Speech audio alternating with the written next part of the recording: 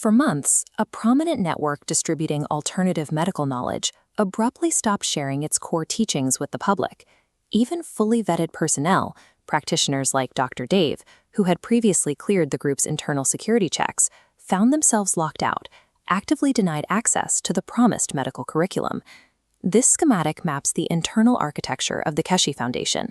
Based entirely on their own internal communications, we can divide their organization into 3 distinct operational nodes: aerospace and hardware, material protocols, and network triage. The public blackout is the result of a stated strategic pivot. The foundation is severing its ties to global public distribution. Internal resources are instead being diverted exclusively toward the development of proprietary enhancement units and a strictly nationalized aerospace program. Management established a strict timeline for this blackout, executing a total operational transition by the autumn months of September and October. This is an aggressive centralization of power. A previously distributed fringe science collective is actively migrating its entire operation directly into state-backed technological development. The first node of this architecture centers on their hardware framework. The foundation asserts their universal enhancement units are now entering full operational status. These units operate under rigid physical and financial constraints. According to their internal metrics, the hardware cannot be miniaturized for private clinic use without a direct loss of effectiveness. The financial threshold is equally rigid, with a single enhancement unit priced specifically at $250,000. This view of Tehran grounds their hardware ambitions. Their physical space program operates under explicit agreement with the Iranian National Defense University. Their macro flight projections claim the ability to travel from Earth to the Moon in under 1 hour. On a terrestrial scale, the group asserts they can execute city-to-city transit cycles within Iran in a maximum of 20 minutes. The stated operational advantage of this transport method is its ability to land roof-to-roof, entirely bypassing existing national airport infrastructure. While members discuss reports of the European Space Agency and the Chinese Space Agency combining efforts, the Keshe leadership dismisses these public agencies, claiming they secretly delivered a solid physical flight prototype directly to the Iranian government. Node 1 outlines a hardware philosophy that ignores conventional global aerospace infrastructure, prioritizing rapid, proprietary deployment firmly within Iran's borders. Node 2 governs the proprietary material science powering both their biological interventions and their hardware, built around what they call the CUP systems. The legacy framework, known as the One Drop, One Life and CUP 1 and CUP 2 systems, was primarily assigned to viral triage and medical response. Management has now introduced a 5-cup system, stating explicitly that it has nothing to do with medical treatment and is categorized strictly as universal space development technology.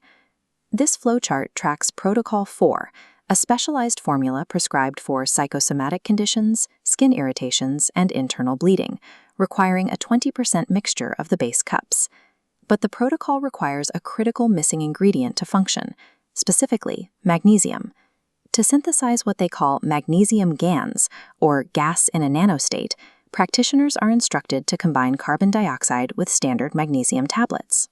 The mixture requires active processing, shaking and topping off the solution for 24 to 48 hours.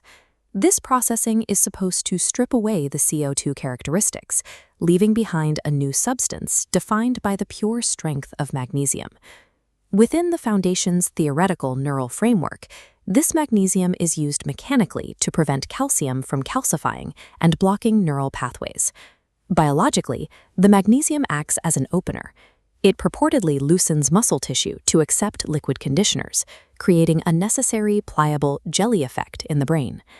The operational model demands extreme adherence to literal, step-by-step chemical synthesis to achieve its biological and aerospace targets. Node 3 reveals a glaring operational contradiction. While actively locking international practitioners out, they are managing a massive digital triage network domestically. Their intake volume is immense. The network maps specific, isolated user cohorts consisting of 62,000, 29,000, 25,000, and 21,000 individuals. The concurrent traffic load sustains anywhere from 6,000 up to 10,000 users actively online at any given time. This volume hits a first-tier filtering mechanism, manned by a dedicated 60-person support team. Each support member clears 15 to 20 routine cases every single day by distributing automated delivery packages and standard instructions. The system isolates the 10 to 15% of complex cases that fail to resolve through Tier 1 automation. These escalated cases are routed directly to the network's lead physicians, specifically bypassing standard triage to reach Dr. Asadi and Dr. Parapur. This funnel creates a massive bottleneck. Dr. Asadi personally receives and reviews up to 600 complex cases a day. Managing this throughput extracts an extreme physical toll, requiring 20-hour workdays sustained entirely by continuous network monitoring. The foundation built a highly structured, automated healthcare funnel capable of rapidly triaging tens of thousands of citizens and deliberately isolated it from global health networks. Reviewing the 3 nodes reveals an organization actively dismantling its public network, despite commanding immense digital triage capabilities and purported aerospace prototypes. The stated catalyst for this sudden shutdown is extreme internal paranoia. The leadership points to widespread allegations of intellectual theft and the dishonesty of knowledge. The founder's specific grievance is that scientists and doctors received proprietary instruction in private, only to disappear and commercialize those methods independently. This resulted in a total loss of trust, culminating in a declaration that humanity is not worth investing in anymore. The immediate consequence is a complete operational retreat. All technology, material protocols, and hardware are being aggressively withdrawn and consolidated within Iran. The foundation asserts deep state integration, claiming they have received full protection from the Iranian government and the Office of Defense, rendering them legally and operationally untouchable. Their ultimate geopolitical objective is to bury their knowledge within a single country, aiming to create a supernation with enough technological superiority to dictate the moves of every other nation on Earth. The Keshe Foundation transitioned from a globally distributed fringe science collective into a centralized, nationalized entity. They are hoarding their perceived breakthroughs, intending to use them as an instrument of absolute geopolitical leverage.